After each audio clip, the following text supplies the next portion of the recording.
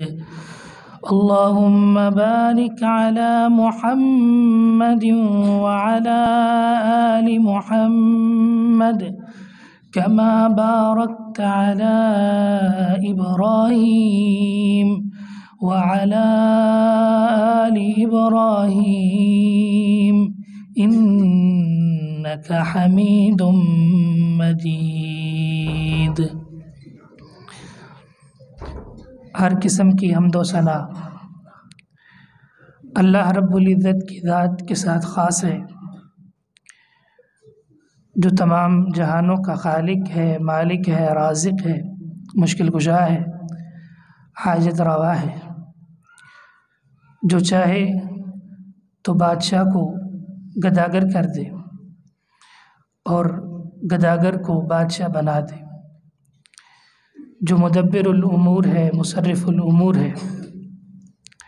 وتعز من تشاء وتذل من تشاء، عزت ذلت اس کے اختیار، انگنت لا تعداد بے شمار درود و سلام سیدنا و محبوبنا حضرت محمد الرسول اللہ صلی اللہ علیہ وسلم کی ذات طیبہ پر، جن کو اللہ رب العزت نے پوری انسانیت کی اصلاح کے لیے، رہنمائی کے لیے، اللہ کے بندوں کی غلامی سے نکال کر اللہ کا عبد، اللہ کا بندہ، اللہ کا غلام بنانے کے لیے مبعوث کیا۔ اور رحمتیں ہوں حضرات صحابہ اکرام پر اور تابعین اعظام پر، ائمہ دین محدثین پر، کہ انہوں نے رسول اللہ صلی اللہ علیہ وسلم کے دین کو محفوظ کیا اور پھر اس کو پوری امانت اور دیانت تک ہم تک پہنچایا۔ اللہ رب العزت ان پر بھی رحمتیں بھیجے۔ محترم سامعین، بڑی ہی خوشی کی بات ہے اور بڑی ہی حوصلہ افزا بات ہے کہ اللہ رب العزت نے ہمیں دین اسلام کے لیے، قرآن و سنت کے لیے، توحید و سنت کے لیے منتخب کیا، اور اللہ رب العزت نے ہمیں توفیق دی۔ اللہ نے ہمیں توحید اور سنت کی نعمت سے، دولت سے مالا مال فرمایا، اور اس سے بڑھ کر خوشی یہ ہے کہ اللہ رب العزت نے ہمیں ایک ایسی مجلس عطا کی جس میں اللہ اور اس کے رسول صلی اللہ علیہ وسلم کا ذکر ہے۔ اور ایسی مجالس کوئی عام مجالس نہیں ہوتی، اللہ رب العزت کی سب سے زیادہ پسندیدہ مجالس ہوتی ہیں۔ ایسی مجالس کا عالم یہ ہوتا ہے کہ اللہ کے فرشتے ایسی مجالس کو تلاش کرتے ہیں، اور ایسی مجالس ان کی فضیلت یہ ہے کہ نزلت علیہم السکینہ، ان پر اللہ کی طرف سے سکینت نازل ہوتی ہے۔ وحفت علیہم الملائکہ، اللہ کے فرشتے ایسی مجالس کو ہر سو گھیر لیتے ہیں، اور پھر اس مجلس کے جالسین، بیٹھنے والے، ان کی فضیلت، ان کی عظمت، ان کے شرف کا عالم یہ ہے کہ رب العالمین اپنے ملأ الاعلیٰ میں ان لوگوں کا ذکر خیر کرتے ہیں۔ یہ کوئی مجالس عام نہیں ہے، یہ بڑی فضیلت کی مجالس ہے۔ اللہ رب العزت ہم جو سنیں اسے سن کر عمل کر کے آگے پہنچانے کی توفیق عطا فرمائے۔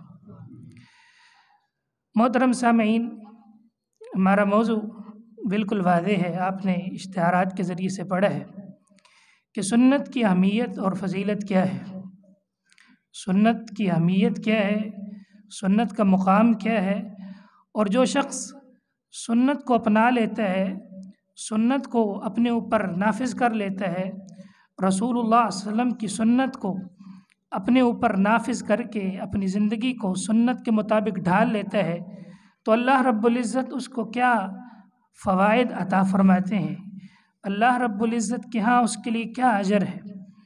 یہ ہمارا موضوع ہے۔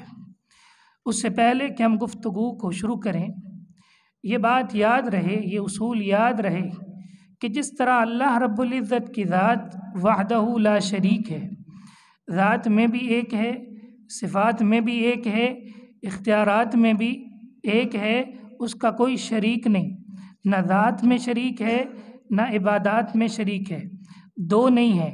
جس طرح مجوسیوں نے کہا کہ خیر کا رب اور ہے، شر کا رب اور ہے، یہ خیر کا رب ہے، یہ خیر دیتا ہے، یہ شر دیتا ہے۔ کسی نے رب العالمین کو 3 حصوں میں تقسیم کر دیا۔ عیسائیوں نے تثلیث کا عقیدہ بنا لیا کہ 3 ملیں تو ایک خدا بنتا ہے۔ یہودیوں نے کہا نعوذ باللہ عزیر اللہ کا بیٹا ہے۔ تو سب سے پہلی چیز جو توحید میں ہے کہ اللہ ذات میں وحدہ لا شریک ہے، ایک ہے، دو نہیں ہے۔ لو کان فیہما آلہۃ الا اللہ لفسدتا، اگر زمین میں 2 الہ ہوتے، کئی الہ ہوتے تو تباہ و برباد ہو جاتا، زمین و آسمان تباہ و برباد ہو جاتے۔ ایک کہتا ہے میں نے یہ چیز کو لانا ہے، دوسرا اس کی مخالفت کرتا، تو معلوم ہوا کہ زمین بھی باقی ہے، آسمان بھی باقی ہے۔ معلوم ہوا کہ اس کو چلانے والا ایک ہے، وحدہ لا شریک ہے۔ اسی طرح عبادات کے اندر وہ سجدے کی شکل میں ہو، وہ رکوع کی شکل میں ہو، وہ دعا کی شکل میں ہو، وہ قسم کی شکل میں ہو، وہ جانور کو ذبح کرنے کی شکل میں ہو، جس کو عبادت کہتے ہیں۔ جو عبادت ہے وہ صرف اور صرف کس کا حق ہے؟ اللہ کا حق ہے۔ اسی طرح جو اختیارات ہیں میرے رب کے، کہ جو چاہے جس کو چاہے بیٹے دے، جس کو چاہے بیٹیاں دے، جس کو چاہے کچھ نہ دے۔ بیٹے دینے والا کون ہے؟ اللہ ہے۔ مشکلیں دور کرنے والا کون ہے؟ غیب کون جانتا ہے؟ اللہ ہے۔ زمین و آسمان کی بادشاہت کس کے پاس ہے؟ اللہ کے پاس ہے۔ نفع نقصان کا مالک کون ہے؟ اللہ ہے۔ اگر وہ نفع کا ارادہ کر لے، پوری دنیا بھی مل جائے، اس کے نفع کو ہم سے روک سکتی نہیں۔ اگر وہ نقصان کا ارادہ کر لے، پوری دنیا مل جائے، اس کے نقصان کو کوئی ہٹا سکتا نہیں۔ جس طرح ذات میں ایک ہے، صفات میں ایک ہے، اختیارات میں بھی ایک ہے۔ یہ اللہ کی توحید ہے، یہ ضروری ہے، یہ عمل کی قبولیت کی پہلی شرط ہے۔ جس طرح اللہ رب العزت اپنی ذات اور صفات اور اختیارات میں وحدہ لا شریک ہے، اسی طرح محمد الرسول اللہ صلی اللہ علیہ وسلم رسالت میں وحدہ لا شریک۔ جس طرح اللہ رب العزت کا کوئی شریک نہیں توحید میں، اسی طرح محمد الرسول اللہ صلی اللہ علیہ وسلم کی رسالت میں آپ کا کوئی شریک نہیں۔ یہ اصول ہے، یہ بات یاد رکھیے۔ محمد مصطفیٰ صلی اللہ علیہ وسلم افضل الخلق ہیں، اشرف الانبیاء ہیں۔ رسول اللہ صلی اللہ علیہ وسلم اللہ رب العزت کے انبیاء میں سب سے افضل ہیں۔ آپ کی فضیلت، آپ کا مقام، آپ کا شرف سب سے بلند ہے، سب سے افضل ہیں۔ انا سید ولد آدم، میں آدم کی اولاد کا سردار ہوں، محمد الرسول اللہ صلی اللہ علیہ وسلم۔ میرے ہاتھ میں حمد کا جھنڈا ہوگا، محمد الرسول اللہ صلی اللہ علیہ وسلم۔ یہ ساری فضیلتیں کس کی ہیں؟ محمد الرسول اللہ صلی اللہ علیہ وسلم کی۔ اللہ نے امت محمد کو افضل کیوں بنایا ہے؟ کیونکہ امت محمد کے نبی بھی کیا ہیں؟ افضل ہیں۔ نبی افضل تو امت بھی افضل۔ یہ میرے محمد الرسول اللہ صلی اللہ علیہ وسلم کی شان ہے۔ اور اللہ رب العزت تو محمد الرسول اللہ صلی اللہ علیہ وسلم سے اس قدر محبت کرتے ہیں، محمد مصطفیٰ آسمان کی طرف نظر اٹھاتے ہیں، میرا رب اس کو قرآن بنا دیتا ہے۔ قد نرى تقلب وجهك في السماء، محمد الرسول اللہ صلی اللہ علیہ وسلم آپ کی زلفوں کا ذکر قرآن میں ہے۔ محمد الرسول اللہ صلی اللہ علیہ وسلم کی اداؤں کو اللہ نے قرآن بنا دیا ہے۔ سیدہ عائشہ سے کسی نے پوچھا کہ رسول اللہ صلی اللہ علیہ وسلم کا خلق کیا تھا، آپ کا اخلاق کیا تھا؟ فرمایا تو نے قرآن کو نہیں پڑھا، قرآن کو نہیں پڑھا تو قرآن کا مطالعہ کر لیتا، محمد الرسول اللہ کے اخلاق کو جان لیتا۔ اور یہ بات یاد رہے، بعض اہل علم نے، بعض اہل سیرت نے یہ بات لکھی ہے، ایک قرآن وہ ہے جو محمد الرسول اللہ صلی اللہ علیہ وسلم پر نازل ہوا ہے، اور دوسرا قرآن وہ ہے جو مدینہ کی گلیوں میں چلتا ہے۔ دوسرا قرآن وہ ہے جو مدینہ کی گلیوں میں چلتا ہے۔ ایک قرآن وہ ہے جس کے پارے ہیں، دوسرا قرآن وہ ہے جس کے ستارے ہیں۔ محمد الرسول اللہ علیہ وسلم کے اصحاب آپ کے ستارے ہیں۔ تو قرآن کی تفسیر محمد الرسول اللہ صلی اللہ علیہ وسلم ہے، قرآن کی تشریح محمد مصطفیٰ صلی اللہ علیہ وسلم ہے۔ آپ کی عظمت، آپ کا مقام، آپ کا شرف بہت زیادہ ہے۔ تو جب ہستی اتنی بڑی ہے، جب ہستی اتنی فضیلت والی ہے، تو اس کی بات بھی فضیلت والی ہے۔ جب ذات لا ریب ہے، جب ذات لا ریب ہے، اس میں کوئی شک نہیں، اس کے اندر کوئی عیب نہیں، تو اس کی بات بھی لا ریب ہے۔ یہ ماننا پڑے گا ہمیں، یہ ہمارا اصول ہے، یہ ہمارا دعویٰ ہے۔ اس کو سمجھیے کہ محمد الرسول اللہ صلی اللہ علیہ وسلم ذات لا ریب ہے، آپ میں کوئی نقص نہیں، آپ میں کوئی عیب، آپ کے عمل میں کوئی عیب نہیں، محمد الرسول اللہ صلی اللہ علیہ وسلم کے اندر کوئی عیب نہیں، آپ کی ذات بھی لا ریب، آپ کی بات بھی لا ریب ہے۔ تو کیوں نہ میں کہوں یہ بات کہ محمد الرسول اللہ صلی اللہ علیہ وسلم کی ذات کو اگر ماننا ہے تو آپ کی بات کو ماننا ہے۔ ذات میں کوئی عیب نہیں ہے، بات میں بھی کوئی عیب نہیں ہے۔ جب ذات میں کوئی عیب نہیں، اگر کوئی ذات پر انگلی اٹھائے ہم اس کو روکتے ہیں، تو اگر کوئی بات کی مخالفت کرے، اگر کوئی بات کا مذاق اڑائے، اگر کوئی بات کا استہزاء کرے تو ہمیں پھر کیوں نہیں روکنا چاہیے؟ پھر بھی روکنا چاہیے۔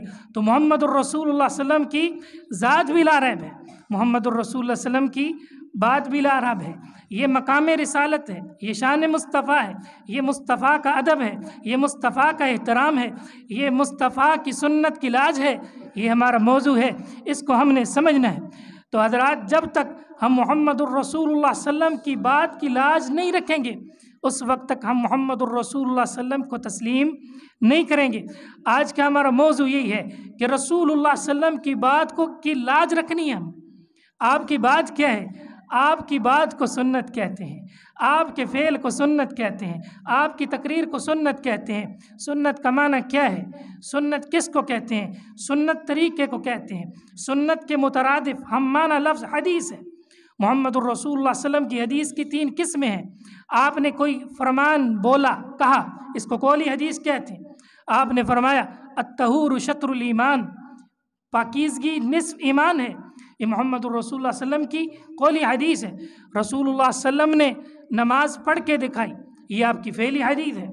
رسول اکرم صلی اللہ علیہ وسلم کے سامنے کوئی کام ہوا، آپ نے خاموشی اختیار کی، یہ محمد الرسول اللہ صلی اللہ علیہ وسلم کی تقریری حدیث ہے۔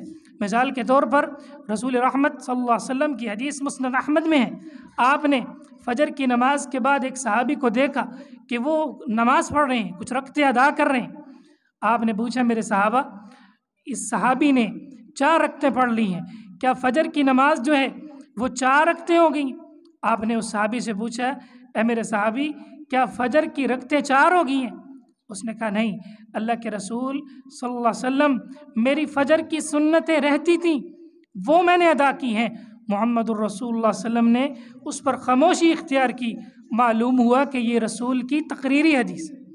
تو یہ بات سمجھیے کہ قولی حدیث، فعلی حدیث اور تقریری حدیث یہ حجت ہے، اس پر ایمان لانا ضروری ہے۔ اور یاد رکھیے، جو شخص رسول اللہ صلی اللہ علیہ وسلم کی سنت کو تسلیم کرے گا، اللہ رب العزت کے ہاں اس کے لیے بہت سارے فوائد ہیں، دنیا آخرت کی کامیابی ہے، دنیا آخرت کے اندر اس کے لیے عزت ہے، رفعت ہے، شرف ہے۔ اور جو امر رسول کی مخالفت کرتے ہیں اس کے لیے دنیا کے اندر بھی نقصان ہے اور اخروی نقصان تو یقینی ہے۔ جو آیت میں نے آپ کے سامنے تلاوت کی ہے، اللہ رب العزت اس میں ارشاد فرماتے ہیں فَلْيَحْذَرِ الَّذِينَ يُخَالِفُونَ عَنْ أَمْرِهِ أَن تُصِيبَهُمْ فِتْنَةٌ، ان لوگوں کو ڈر جانا چاہیے جو محمد الرسول اللہ صلی اللہ علیہ وسلم کے امر کی کیا کرتے ہیں؟ مخالفت کرتے ہیں۔ کس بات سے ڈرنا چاہیے؟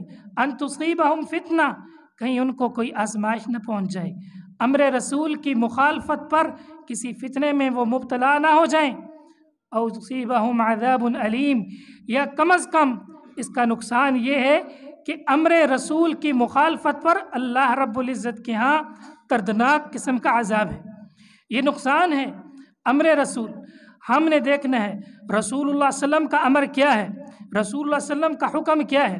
جہاں حکم آ جائے، جہاں امر آ جائے، رسول اللہ کی بات آ جائے، رسول اللہ صلی اللہ علیہ وسلم کا فعل آ جائے، آپ کا قول آ جائے، آپ کی حدیث آ جائے، تو ہمارا وتیرہ پھر اختیار والا نہیں ہوگا۔ ہمارا وتیرہ کیا ہوگا؟ ان یقولوا سمعنا واطعنا، ہم نے سننا بھی ہے، ہم نے ماننا بھی ہے، کیونکہ رسول اللہ صلی اللہ علیہ وسلم کی مخالفت پر وعید کا ذکر ہے۔ تو جس کی مخالفت پر وعید کا ذکر ہو، اس کا معنی یہ ہے کہ اس کا ترک کرنا حرام ہے۔ محمد الرسول اللہ صلی اللہ علیہ وسلم کی اتباع فرض ہے، محمد الرسول اللہ صلی اللہ علیہ وسلم کی بات کو ماننا فرض ہے۔ فرض اس کو کہتے ہیں جس کے چھوڑنے پر وعید ہو، سزا ہو۔ اللہ فرماتے ہیں جو بھی رسول اللہ صلی اللہ علیہ وسلم کے حکم کو چھوڑے گا، آپ کی مخالفت کرے گا، ان تصیبہم فتنہ، ان کو فتنہ پہنچ جائے گا۔ اور کئی ایسے واقعات ہمارے سامنے موجود ہیں، محمد الرسول صلی اللہ علیہ وسلم کی کسی نے بھی اگر مخالفت کی ہے، جان بوجھ کر کی ہے یا غلطی سے ہوگی، تو اس کا اثر اللہ رب العزت نے دنیا کے اندر دکھا دیا۔ میں کچھ مثالیں آپ کے سامنے رکھتا ہوں، اور ہم نے ان مثالوں کی روشنی میں غور کرنا ہے کہ کہیں ہم تو امر رسول کی مخالفت تو نہیں کر رہے، کہیں ہم رسول اللہ صلی اللہ علیہ وسلم کے حکم کی مخالفت تو نہیں کر رہے۔ یہ واقعہ مسند احمد، مصنف ابن ابی شیبہ اور حدیث کی دیگر کتب میں ہے۔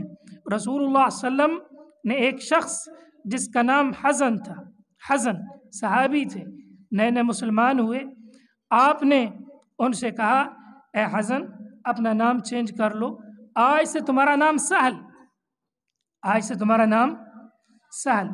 حزن کا معنی ہوتا ہے غم، پریشانی، اور سہل کا معنی ہوتا ہے آسانی، نرمی۔ محمد الرسول اللہ صلی اللہ علیہ وسلم پوری انسانیت کے مصلح تھے، چھوٹی چھوٹی چیز کی اصلاح کر دیا کرتے تھے۔ اگر کسی بچے نے بھی غلطی کی ہے تو بڑے اچھے انداز میں آپ اس بچے کو بھی سمجھا دیتے تھے۔ مثال کے طور پر صحیح بخاری کے اندر بچیاں شعار پڑھ رہی تھیں عید کے موقع پر، ایک بچی نے یہ شعر پڑھا وَفِينَا نَبِيٌّ يَعْلَمُ مَا فِي غَدٍ، ہم میں ایک ایسا نبی ہے جو کل کی بات جانتا ہے۔ محمد مصطفیٰ صلی اللہ علیہ وسلم کی بات محمد مصطفیٰ صلی اللہ علیہ وسلم کے کان میں اس بچی کا یہ شعر پڑھا، آپ نے فرمایا پیاری بیٹی دعہو، اس کو چھوڑ دو، اس کو رہنے دو۔ یعنی اس قدر آپ صلی اللہ علیہ وسلم چھوٹی چھوٹی چیزوں کی اصلاح کرنے والے۔ تو آپ کا یہ طریقہ تھا کہ جو لوگ بھی مسلمان ہوتے تھے آپ ان کے نام میں اگر کوئی خرابی ہوتی، کوئی بدعقیدگی ہوتی، کوئی شرک ہوتا، تو آپ نام چینج کر دیتے، یا کوئی اس طرح کا نام ہوتا جس کے اندر جو ہے نقصان کا خدشہ ہوتا یا بدفعلی لی جاتی، تو محمد مصطفیٰ صلی اللہ علیہ وسلم نام چینج کر دیتے۔ مثال کے طور پر سیدہ جویریہ رضی اللہ تعالیٰ عنہ، ان کا نام برہ تھا۔ اب برہ کا معنی ہوتا ہے نیکی، برہ کا معنی کیا ہوتا ہے؟ نیکی۔ آپ نے نام چینج کر کے جویریہ رکھا، کیوں؟ اس لیے کہ میں کہوں گا کہ برہ میرے پاس نہیں ہے، معنی کیا ہوگا؟ نیکی میرے پاس نہیں ہے، نیکی ادھر ہے، سمجھ آئی؟ تو یہ رسول اللہ صلی اللہ علیہ وسلم کا انداز تھا، آپ نے روکا ہے اس طرح۔ تو اسی طرح ہمارے ہاں بھی بعض لوگ نام رکھتے ہیں رحمت، برکت، برکت، رحمت۔ اب مثال کے طور پر آپ کا یا میرا کوئی دوست ہو جس کا نام رحمت ہو یا برکت ہو، آپ اس کے گھر جائیں، دروازہ کھٹکھٹائیں، آپ کہیں گھر میں رحمت ہے یا نہیں، تو آگے سے جواب ملے رحمت نہیں، رحمت نہیں۔ گھر میں برکت ہے، برکت صاحب کہیں گئے ہوئے ہوں، جواب ملے برکت نہیں ہے۔ اب مومن کے گھر میں تو اللہ کی رحمت ہوتی ہے کہ نہیں ہوتی؟ تو محمد مصطفیٰ صلی اللہ علیہ وسلم نے اس طرح کی چیزوں کو بھی روکا ہے۔ تو آپ نے اس نئے مسلمان صحابی سے کہا کہ اپنے نام کو چینج کر لیجئے، حزن کو چینج کر لو، اس کا معنی پریشانی ہے، اس کا معنی غم ہے۔ انہوں نے کہا، وہ نئے نئے مسلمان ہوئے تھے، کہ یہ نام میرے باپ نے رکھا ہے، میں اس کو تبدیل نہیں کر سکتا۔ رسول اللہ صلی اللہ علیہ وسلم نے انہیں مشورہ دیا اور انہیں چھوڑ دیا کہ نئے نئے مسلمان ہیں، بعد میں یہ اپنا نام درست کر لیں گے، لیکن وہ نام اسی طرح رہا۔ پھر اس صحابی کی تیسری پشت میں ایک بہت بڑے عالم پیدا ہوئے ہیں جن کا نام ہے سعید بن مسیب۔ سعید بن مسیب، سعید بن مسیب بہت بڑا حدیث کا امام ہے۔ مدینۃ الرسول صلی اللہ علیہ وسلم کے اندر اگر کسی کا حدیث کا حلقہ بڑا تھا تو وہ سعید تھے، اور سعید فقیہ بھی تھے اور رسول اللہ صلی اللہ علیہ وسلم کی حدیث کے حافظ تھے۔ مدینہ کی جتنی بھی سندیں ہیں وہ سعید سے ہو کر گزرتی ہیں، ایسا نہیں ہو سکتا کہ کوئی مدنی سند ہو اور اس میں سعید کا نام نہ ہے۔ سعید کہتے ہیں کہ میرے دادا نے اپنا نام چینج نہیں کیا، جس کی وجہ سے ہمیشہ ہمارے گھر کے اندر غم رہا، ہمیشہ ہمارے گھر کے اندر کیا رہا؟ غم۔ اگر ہمارا بڑا نام چینج کر دیتا، سہل رکھ دیتا، تو اللہ رب العزت محمد الرسول اللہ صلی اللہ علیہ وسلم کی اس نام کی وجہ سے ہمارے لیے کیا کر دیتا؟ آسانیاں پیدا کر دیتا۔ حزن کا اثر ہماری تیسری پشت پہ بھی ہوا ہے کہ ہمارے گھر سے فاقے اور پریشانیاں ختم نہیں ہوئیں۔ تو معنی کیا ہے کہ امر رسول کی اگر مخالفت جان بوجھ کر ہو یا غلطی سے ہو جائے، نہ چاہتے ہوئے ہو جائے، تو پھر بھی اللہ رب العزت دنیا میں اس کا اثر دکھا دیتا ہے۔ تو یاد رکھیے ہم سے بھی امر رسول کی مخالفت ہو جاتی ہے، ہم سے بھی چاہتے نہ چاہتے ہم سے امر رسول کی پیغام مصطفیٰ کی مخالفت ہو جاتی ہے۔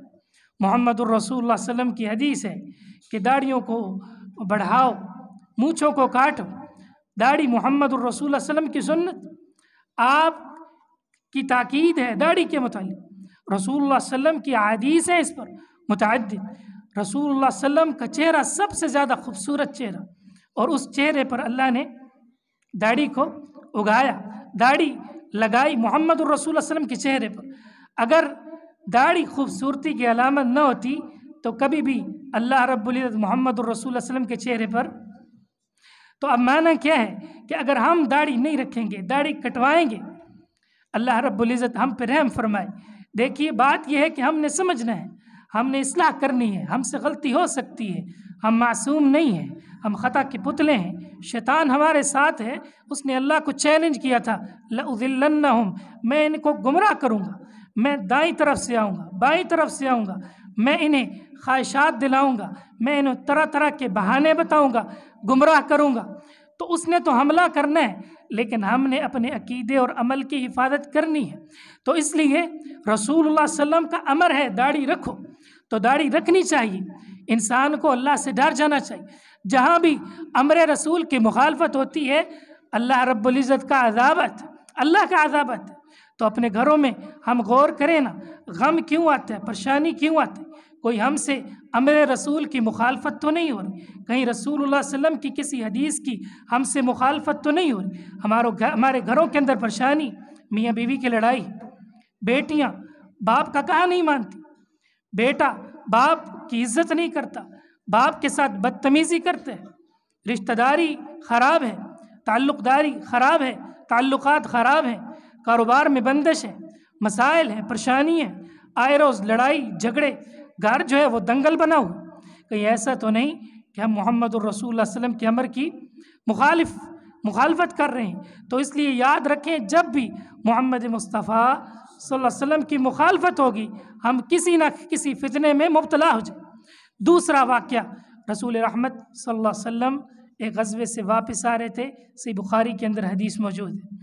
آپ نے فرمایا میرے صحابہ آج رات تیز آندھی چلے گی، طوفان آئے گا، آپ نے اپنے خیموں کو اچھی طرح لگا لینا ہے، اس کی رسیاں مضبوطی سے باندھ لینی، اپنی سواریوں کو بھی باندھ لینا ہے۔ صحابہ نے کہا اللہ کے رسول یہ تو صحرا ہیں، یہ تو ریت ہے، یہاں تو ریت ہے، یہاں کیسے خیمے لگیں گے؟ فرمایا میں محمد الرسول اللہ صلی اللہ علیہ وسلم تمہیں گارنٹی دیتا ہوں کہ تم اپنے اونٹوں کو، اپنی سواریوں کو باندھ لو، اپنی رسیوں کو باندھ لو، تم میں سے کسی نے بھی اپنے خیمے سے سر اٹھا کر باہر نہیں دیکھنا، اٹھنا نہیں ہے، اٹھنا نہیں ہے، باہر نہیں دیکھنا۔ محمد الرسول اللہ صلی اللہ علیہ وسلم نے یہ تاکید کی۔ صحابہ اکرام نے اپنے خیموں کو اچھی طرح لگا لیا، سواریوں کو باندھ دیا، رسیاں اچھی طرح باندھ دی۔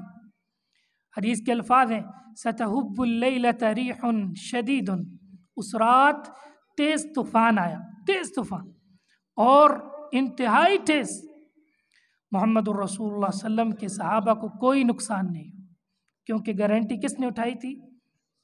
نبی مکرم صلی اللہ علیہ وسلم نے۔ ادھر ادھر درخت اڑے، ہوائیں اڑی، ریت اڑی، لیکن وہ ایریا جس کی ضمانت محمد الرسول اللہ صلی اللہ علیہ وسلم نے دی تھی اس کو نقصان نہیں ہوا، سوائے ایک آدمی کے، سوائے ایک آدمی کے۔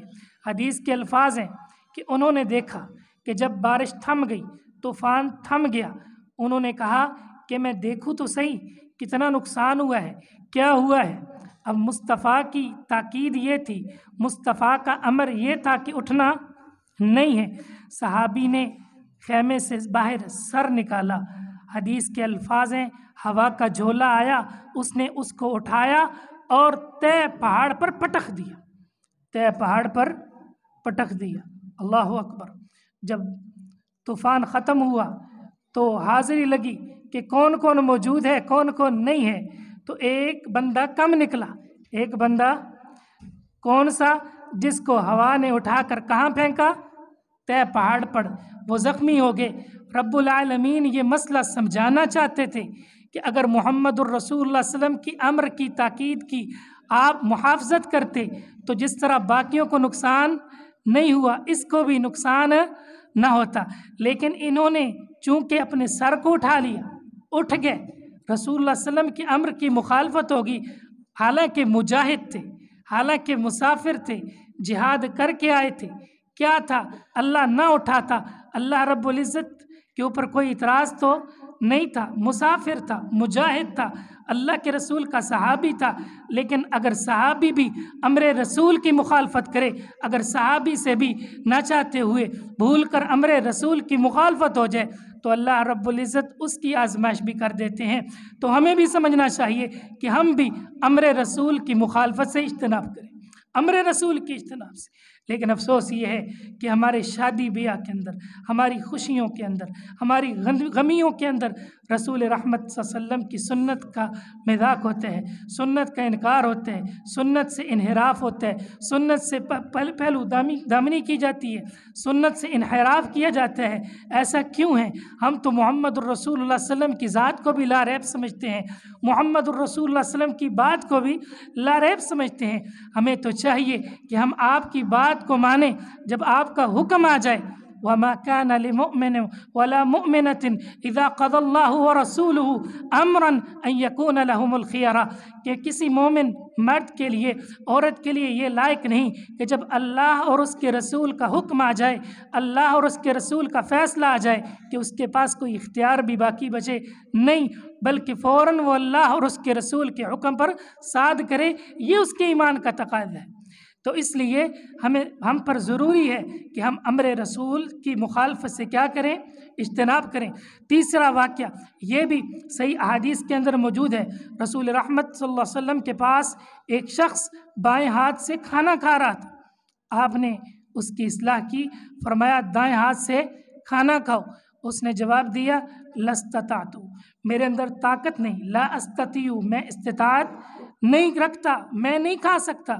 محمد کریم صلی اللہ علیہ وسلم نے فرمایا لستطعت، تو طاقت رکھ بھی نہیں سکے گا۔ اس نے کیا کہا کہ میں طاقت نہیں رکھتا ہوں، میں اس سے کھا ہی نہیں سکتا۔ آپ نے فرمایا اگر بات ایسے ہے تو سن، تو کبھی بھی اس سے کھا سکے گا نہیں۔ حدیث کے راوی کہتے ہیں کہ پھر ہم نے اس شخص کو دیکھا، کبھی بھی اس شخص کا دایاں ہاتھ منہ کی طرف نہیں گیا۔ کیوں؟ فَلْيَحْذَرِ الَّذِينَ يُخَالِفُونَ عَنْ أَمْرِهِ أَن تُصِيبَهُمْ فِتْنَةٌ أَوْ يُصِيبَهُمْ عَذَابٌ أَلِيمٌ۔ تو اس لیے امر رسول کی مخالفت سے ہمیں اجتناب کرنا چاہیے، اور جو شخص رسول اللہ صلی اللہ علیہ وسلم کے امر کو مانتا ہے رب العزت کی محبت اس کو حاصل ہو جاتی۔ اللہ فرماتے ہیں قُلْ إِن كُنتُمْ تُحِبُّونَ اللَّهَ فَاتَّبِعُونِي يُحْبِبْكُمُ اللَّهُ، اگر تم چاہتے ہو کہ تم سے محبت کون کرے؟ اللہ۔ اگر تم سے محبت کون کرے؟ اللہ۔ تو پھر تم کیا کرو؟ اس کے لیے اصول کیا ہے؟ اس کے لیے معیار کیا ہے؟ فَاتَّبِعُونِی، میرے طریقے کو اختیار کر لو، میری پیروی کرو۔ فَاتَّبِعُونِی، کیا ملے گا؟ فرمایا یحببکم اللہ، تم سے اللہ محبت کرے گا۔ اللہ کی محبت کی ضرورت ہے کہ نہیں ہے؟ اللہ کی محبت ملے گی، کیسے ملے گی؟ مصطفیٰ کے طریقے کو اپنا کر اللہ کی محبت ملے گی، پیغام مصطفیٰ کو مان کر اللہ کی محبت ملے گی، مقام مصطفیٰ کی تقاضوں کو پورا کر کے اللہ کی محبت ملے گی، رسول اللہ کے امر کے مقابلے میں رسول اللہ صلی اللہ علیہ وسلم کی حدیث کے بعد سب کے اقوال کو چھوڑ کر آپ کی بات کو سینے سے لگا کر اللہ کی محبت ملے گی۔ صرف محبت ہی نہیں ملے گی بلکہ اللہ رب العزت تمہارے گناہوں کو بھی معاف کر دیں گے۔ اللہ کی محبت کا بھی کیا انداز ہے؟ اللہ رب العزت جب کسی سے محبت کرتے ہیں تو اللہ کی محبت کا انداز بھی آپ ذرا ملاحظہ فرمائیں۔ مسند احمد کے اندر حدیث ہے، رسول اللہ صلی اللہ علیہ وسلم نے فرمایا جب اللہ کسی سے محبت کرتے ہیں تو جبرائیل کو بلاتے ہیں، جبرائیل میں فلاں سے محبت کرتا ہوں تو بھی محبت کر، میں فلاں سے محبت کرتا ہوں تو بھی محبت کر۔ جبرائیل جانے لگتے ہیں، جبرائیل سنو، فرشتوں سے کہو کہ اللہ کو اس شخص سے محبت ہو گئی ہے، میں بھی محبت کرتا ہوں، تم بھی اس کے ساتھ کیا کرو؟ मोहब्बत करो। और यहीं पे बस नहीं, हदीस के अल्फाज हैं हत्ता तुज़अ फिल अर्द, यहाँ तक कि उस बंदे की मोहब्बत जिसके साथ अल्लाह मोहब्बत करते हैं, अल्लाह जिस बंदे के साथ मोहब्बत करते हैं उसकी मोहब्बत ज़मीन के अंदर हर शख्स के दिल में बिठा दी जाती है। किसकी? जिससे अल्लाह क्या करें? मोहब्बत करें। अल्लाह के रसूल का तरीक़ा प्यारा क्यों है, अफजल क्यों है, आला क्यों है? जिस तरह शुरू में मैंने कहा कि ज़ात भी लारैब है, बात भी लारैब है। शुरू में मैंने कहा रसूलुल्लाह सल्लम की ज़ात भी मासूम है, आपकी बात भी मासूम है, आपकी बात भी मासूम है। आपका तरीक़ा ही इत्तिबा के लिए क्यों ज़रूरी है, आपका तरीक़ा ही पैरवी के लिए क्यों ज़रूरी है? ये सवाल पैदा हो सकता है कि नहीं? तो उसका जवाब सुनिए। जवाब आपको मालूम है। मुझे बताइए, इबादत हम किसकी करते हैं? अल्लाह की। इबादत होगी तो किसकी होगी? अल्लाह की। लेकिन किसके तरीक़े के मुताबिक होगी? मुस्तफ़ा के तरीक़े के मुताबिक होगी। क्यों? क्योंकि अल्लाह रब्बुल इज़्ज़त को सबसे बढ़कर जानने वाला कौन है? मुहम्मदुर रसूलुल्लाह सल्लल्लाहु अलैहि वसल्लम। सबसे बड़ा अल्लाह रब्बुल इज़्ज़त के मुतालिक इल्म रखने वाली हस्ती कौन है? मुहम्मदुर रसूलुल्लाह सल्लल्लाहु अलैहि वसल्लम। 3 अफराद आए थे ना, एक ने कहा था कि मैं रोज़ा नहीं छोड़ूंगा, मैं सारी रात क़याम करूंगा, मैं शादी नहीं करूंगा। मुहम्मदुर रसूलुल्लाह सल्लल्लाहु अलैहि वसल्लम ने डांटा और क्या कहा? इन्नी ला अअलम, अल्लाह को जानता हूँ, अल्लाह को जानता हूँ, ये फरमाया ना। तो जो हस्ती अल्लाह रब्बुल इज़्ज़त को सबसे बढ़कर जानती हो उसका तरीक़ा आला होता है या औरों का? उसका तरीक़ा आला होता है। और मुझे बताइए वो कौन सी हस्ती है जिसकी अदाएँ अल्लाह को सबसे प्यारी लगती हैं? वो कौन सी हस्ती है, वो कौन सी शख्सियत है जिसकी अदाएँ अल्लाह को सबसे प्यारी लगती हैं? कौन सी हस्ती है? मुहम्मदुर रसूलुल्लाह सल्लल्लाहु अलैहि वसल्लम। इसलिए अगर हम चाहते हैं हमें अल्लाह की मोहब्बत हासिल हो जाए तो तरीक़ा कौन सा होगा? मुस्तफ़ा का होगा। हदीस किसकी होगी? और हम ये हर खुतबे में पढ़ते हैं, आप हर खुतबे में सुनते हैं, फ़इन्न खैरल हदीसी किताबुल्लाह व खैरल हदी हदी मुहम्मदिन। सबसे बेहतरीन हदी, सबसे बेहतरीन नमूना, सबसे बेहतरीन तरीक़ा किसका है? हदियु मुहम्मदिन सल्लल्लाहु अलैहि वसल्लम। और जिसने भी इस हदी को अपने सीने से लगाया है, जिसने इस सुन्नत को अपने सीने से लगाया है, वो अबू बकर सिद्दीक़ बन गया है, उमर था तो फ़ारूक बन गया है, उस्मान था तो ज़िन्नुरैन बन गया, अली था तो हैदर करार बन गया है। जिसने भी इस सुन्नत को अपने सीने से लगाया अल्लाह ने उसको दुनिया में भी इज़्ज़त दी और आखिरत में भी इज़्ज़त दी। मैं अपनी गुफ्तगू के इख्तिताम की तरफ रवा दवा होता हूँ। याद रखिए मुहम्मदुर रसूलुल्लाह सल्लल्लाहु अलैहि वसल्लम के अमर की मुखालफत पर अल्लाह रब्बुल इज़्ज़त की तरफ से आजमाइश आ सकती है, फितना आ सकता है, लेकिन जो रसूलुल्लाह के अमर की इत्तिबा करेगा, आपके हुक्म को मानेगा, अल्लाह फरमाता है युदखिलहु जन्नातिन, अल्लाह उसे जन्नत का वारिस बनाएगा। जो रसूल की इताअत करेगा, जो रसूल की बात मानेगा, मैं युतिइर रसूल फ़क़द अता अल्लाह, वो अल्लाह की इताअत करेगा। जो रसूल की सुन्नत को मानेगा, फ़उलाइका मअल्लज़ीना, वो उन लोगों के साथ होगा, अनअमल्लाहु अलैहिम मिनन नबिय्यीना वस्सिद्दीक़ीना वश्शुहदाई वस्सालिहीन। उसे नबियों का साथ मिलेगा, उसे सच्चों का साथ मिलेगा, उसे नेक लोगों का साथ मिलेगा। अल्लाह फरमाते हैं वहसुना उलाइका रफ़ीका। इससे बेहतर साथ किसका हो सकता है? अगर तुम सुन्नत को मानोगे, अल्लाह फरमाते हैं इन तुतीऊहु तहतदू, दुनिया में हिदायत याफ्ता बन जाओगे। अगर तुम सुन्नत को मानोगे, अल्लाह की तरफ से गारंटी है ला यलिदकुम मिन आमालिकुम शैया, अल्लाह तुम्हारे आमाल में कमी नहीं करेंगे, तुम्हारे आमाल को कबूल करेंगे, अल्लाह की मोहब्बत हासिल होगी, अल्लाह की तरफ से माफ़ी भी हासिल होगी। और वो हज़रात, वो अफराद जिन्होंने रसूलुल्लाह सल्लल्लाहु अलैहि वसल्लम की सुन्नत को अपनाया है, आप उनकी अज़मत भी देखिए, सहाबा की यहाँ सुन्नत की लाज को देखिए, वो सुन्नत का किस कदर एहतमाम करते थे, सुन्नत का किस कदर रसूलुल्लाह सल्लल्लाहु अलैहि वसल्लम ने हुक्म दिया है, साहबी ने फ़ौरन कर दिया। मिसाल के तौर पर अबू दाऊद के अंदर हदीस है, सैयदना अब्दुल्लाह बिन मसऊद बाहर से आ रहे थे, आप खुतबा इरशाद फरमा रहे थे, कुछ लोग खड़े थे, आपने फरमाया इजलिसू, बैठ जाओ। क्या फरमाया? बैठ जाओ। अब्दुल्ला बिन मसूद बाहर थे, हालांकि उनको नहीं कहा, لیکن عبداللہ بن مسعود مسجد کے باہری دروازے کے اندر بیٹھ گئے۔ رسول اللہ صلی اللہ علیہ وسلم نے دیکھا تو فرمایا یا عبداللہ تعال، اے عبداللہ آگے آ جاؤ، میں نے آپ کو نہیں کہا۔ استدلال یہ ہے، ہمارے لیے نصیحت یہ ہے کہ جب امر رسول آ جائے تو صحابی بھی سوچتا ان یقولوا سمعنا واطعنا، تیسری کوئی بات ہی نہیں، ہم نے سن لیا، ہم نے مان لیا، تیسری کسی سے مشورہ، کسی سے بات نہیں۔ یہ محمد الرسول اللہ صلی اللہ علیہ وسلم کے صحابہ کس قدر آپ کے حکم کو فوراً کر لیا کرتے تھے۔ رسول اللہ صلی اللہ علیہ وسلم نے عمل کیا، صحابہ نے فوراً وہ عمل کر لیا۔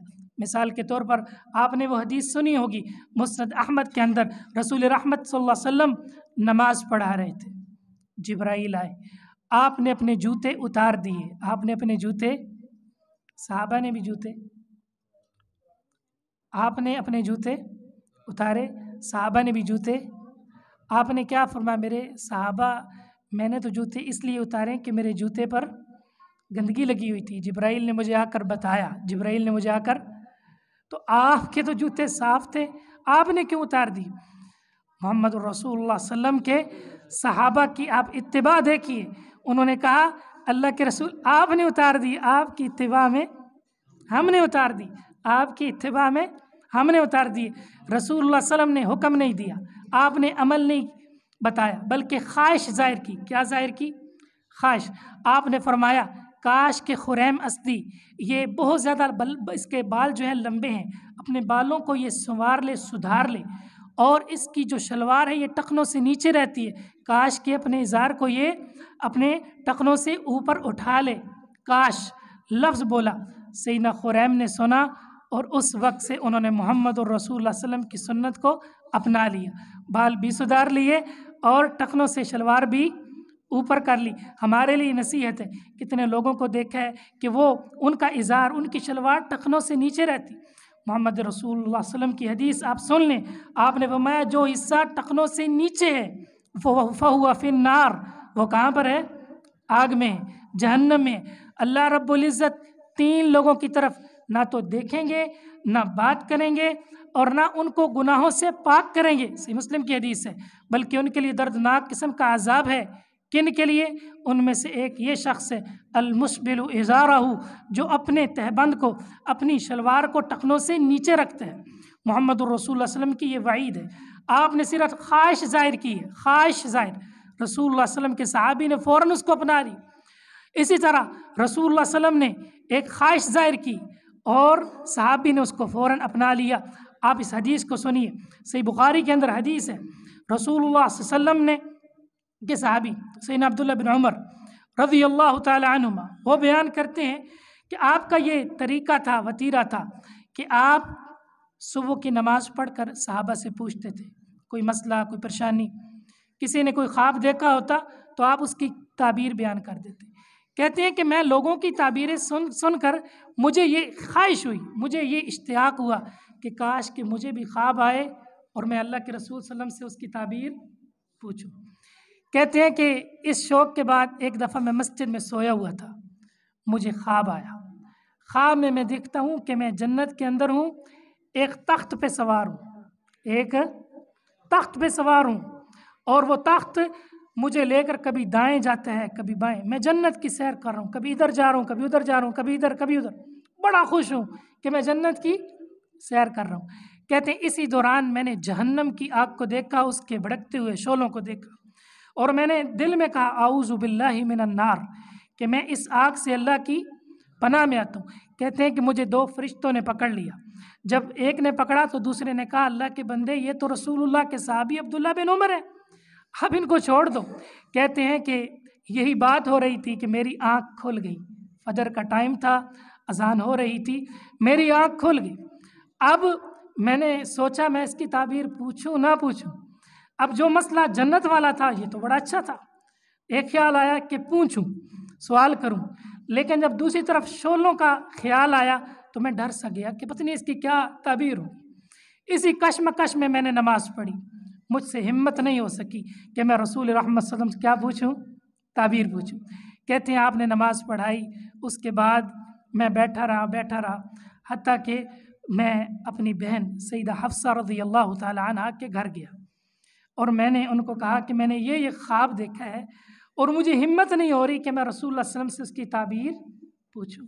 آپ نے تعبیر پوچھنی ہے اور میرا نام نہیں لینا، میرا نام یہ نہیں بتانا کہ خواب کس کو آیا۔ رسول اللہ صلی اللہ علیہ وسلم گھر آئے، سیدہ حفصہ نے خواب سنایا۔ آپ نے پہلا سوال یہ کیا یہ خواب ہے کس کا، یہ خواب کس کا؟ انہوں نے بتایا عبداللہ بن عمر کا ہے۔ فرمایا نعم الرجل عبداللہ، عبداللہ بہت اچھا آدمی، لو کان یصلی باللیل، کاش کہ یہ تہجد کی نماز شروع کر دے، یہ بہت اچھا آدمی۔ عبداللہ بن عمر کو پتہ چلا کہ محمد الرسول اللہ نے خواہش کی ہے کہ کاش عبداللہ بن عمر تہجد کی نماز کو کیا کر دے، شروع کر دے۔ سیدنا عبداللہ کے شاگرد ہیں سیدنا سالم، وہ کہتے ہیں پھر عبداللہ کی راتیں تو ہم نے دیکھی ہیں، عبداللہ کی راتیں تو ہم نے دیکھی ہیں، لا ینام من اللیل الا قلیلا، پھر عبداللہ کو بستر پر نیند نہیں آتی تھی، پھر وہ تہجد پڑھتے تھے اور رات کا بہت ہی کم حصہ وہ سوتے تھے اور اللہ رب العزت کے قیام میں وہ گزار دیتے تھے۔ تو یہ محمد الرسول اللہ صلی اللہ علیہ وسلم کے اصحاب کا طریقہ تھا۔ آپ کی سنت کی اتباع کرنے والے، آپ کی سنت کو اپنانے والے ہمیں بھی چاہیے کہ ہم اپنے آپ کو سنت کے مطابق ڈھالیں۔ حضرات، معاش ہو، معیشت ہو، بود و باش ہو، شادی ہو، بیاہ ہو، حضر ہو، سفر ہو، اخلاقیات ہوں، معاملات ہو، کاروبار ہو، تجارت ہو، حضرات سیاست ہو، زندگی کا کوئی پل ہو، کوئی لمحہ ہو، ہر پل ہر لمح کس کے مطابق ہونا چاہیے؟ محمد الرسول اللہ صلی اللہ علیہ وسلم کی سنت کے مطابق ہونا چاہیے۔ اگر ہمارا عمل، ہمارا طریقہ محمد الرسول اللہ صلی اللہ علیہ وسلم کے طریقے کے ساتھ مل گیا، ہمیں اللہ کی محبت بھی حاصل ہوگی، ہمیں اللہ کی طرف سے گناہوں کی معافی کا اعلان بھی مل جائے گا، ہمیں جنت بھی مل جائے گی، دنیا بھی بہتر ہو جائے گی، آخرت بھی بہتر ہو جائے گی۔ اللہ رب العزت سے دعا ہے کہ وہ ہمیں کتاب و سنت پر عمل پیرا ہونے کی توفیق عطا فرمائے۔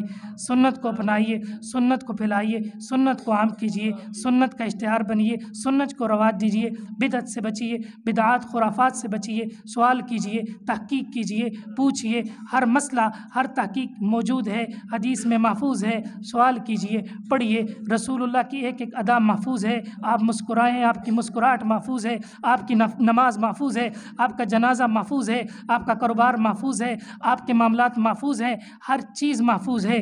پڑھیے تو صحیح، سوال تو کیجیے، ہر چیز میں رہنمائی موجود ہے۔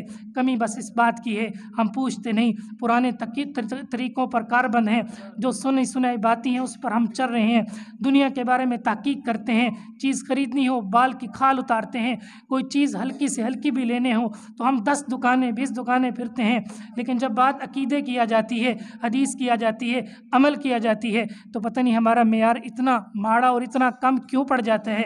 ہمیں اس کی خبر لینی چاہیے۔ اللہ رب العزت جو میں نے بیان کیا آپ نے سنا، اس پر عمل کر کے اس کو آگے پہنچانے کی توفیق عطا فرمائے، آمین یا رب العالمین۔ وجهك ولعظيم سلطانك اللهم لك الحمد كله ولك الشكر كله وإليك يرجع الأمر كله اللهم لك الحمد كما تحب وترضى اللهم إني أسألك بأني أشهد أنك أنت الله لا إله إلا أنت الأحد الصمد الذي لم يلد ولم يولد ولم يكن له كفوا أحد اللهم صل على محمد وعلى آل محمد كما صليت على إبراهيم وعلى آل إبراهيم إنك حميد مجيد اللهم بارك على محمد وعلى آل محمد كما باركت على إبراهيم وعلى آل إبراهيم إنك حميد مجيد ربنا ظلمنا أنفسنا وإن لم تغفر لنا وترحمنا لنكونن من الخاسرين۔ یا اللہ ہم بڑے گنہگار ہیں، خطا کار ہیں، اللہ ہمارے صغیرہ کبیرہ گناہ معاف فرما، یا اللہ ہمارے گناہوں کو نیکیوں میں تبدیل فرما دے۔ مولا کریم، جو مسلمان پریشان حال ہیں ان کی پریشانیاں دور فرما، جو مقروض ہیں ان کے قرض کی ادائیگی کا بندوبست فرما۔ اے اللہ ہمارے معاملات کی اصلاح فرما، اے اللہ ہمارے حال پہ رحم فرما، اے اللہ ہماری اصلاح فرما، اے اللہ اس توحید و سنت کے بوٹے کو یا اللہ تا دیر جاری و ساری رکھ، یا اللہ اس مسجد کو آباد رکھ۔ اے اللہ جتنے لوگ بھی محنتیں کر رہے ہیں، وقت دے رہے ہیں، مال خرچ کر رہے ہیں، اے اللہ ان کی محنتوں کو قبول فرما، اے اللہ ان کو برکت عطا فرما، اے اللہ ان کے گھروں کو برکت سے بھر دے، اے اللہ ان کے گھروں پر یا اللہ جو تیرے گھر کے اندر ٹائم دیتے ہیں، تیرے گھر کی دیکھ بھال کرتے ہیں، مولا کریم ان کے گھروں کی حفاظت فرما، ان کو برکت اور عزت عطا فرما۔ مولا کریم جتنے لوگ آئے یا اللہ یہ سفر کر کے آئے ہیں، تیرے دین کے لیے آئے ہیں، تیرے رسول کا دین سمجھنے سیکھنے کے لیے، یا اللہ ان کا آنا قبول فرما۔ مولا کریم اس پر ہمیں عمل پیرا ہونے کی توفیق عطا فرما۔ جو مسلمان کلمہ توحید پر فوت ہوئی ہے یا اللہ ان سے درگزر فرما۔ یا اللہ ہمیں رسول اللہ صلی اللہ علیہ وسلم کی سفارش کا مستحق بنا۔ یا اللہ ہمارے گناہ معاف فرما، ہمارے بیماروں کو شفا عطا فرما۔ ربنا اغفر لنا ولإخواننا الذين سبقونا بالإيمان ولا تجعل في قلوبنا غلا للذين آمنوا ربنا إنك رؤوف رحيم وصلى الله على النبي